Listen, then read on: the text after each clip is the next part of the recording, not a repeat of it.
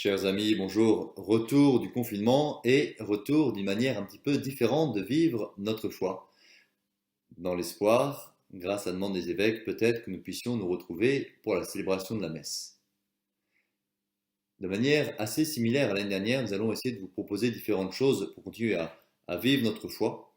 Euh, Tout d'abord, une méditation quotidienne sur l'Évangile, qu'on vous enverra par écrit, qu'on préparera ici en communauté à tour de rôle.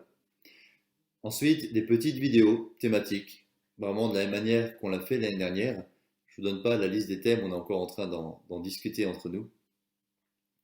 On va essayer de continuer à faire vivre les différents groupes. Je pense à la catéchèse, à l'aumônerie, au groupe de formation, d'une manière ou d'une autre grâce aux moyens dont on dispose aujourd'hui.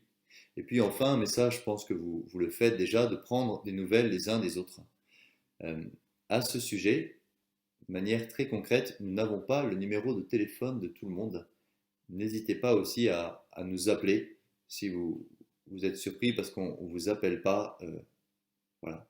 N'hésitez pas. Je vous propose de réfléchir sur un point très concret. Certains ont eu la chance d'entendre Don Antonin qui en a déjà un petit peu parlé ces derniers jours.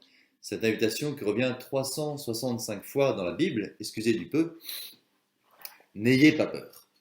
Et je voudrais élargir ce n'ayez pas peur en fait à trois sentiments en notre âme, trois passions de notre âme, la peur, la tristesse et la colère. Peur, tristesse et colère qui sont alimentées par cette pandémie, par ce confinement qui est un petit peu dur à vivre sans doute, euh, par ces attentats, cette violence dont on est les témoins indirects, et ce piège pour nous de laisser cette peur, cette tristesse, cette colère s'enraciner en nous. Vous voyez peut-être déjà d'être capable de les nommer si elles sont là.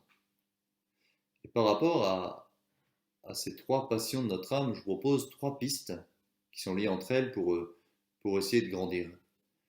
La première, c'est de repérer si dans notre tête il y a des petits vélos. Vous savez, un petit vélo, c'est un problème sur lequel on réfléchit sans cesse, comme si le fait d'y penser davantage allait le régler. Alors qu'on sait très bien que ça aura comme seul effet de nous donner mal au crâne, dont Martin dirait de nous mettre le cerveau en corde de chasse, mais ça ne va pas faire disparaître le problème. De repérer ça en nous, et puis il y a cette deuxième piste, c'est lié, là où nous peut-être on pense sans cesse, il y a un conseil de Saint Paul. Saint Paul il dit priez sans cesse.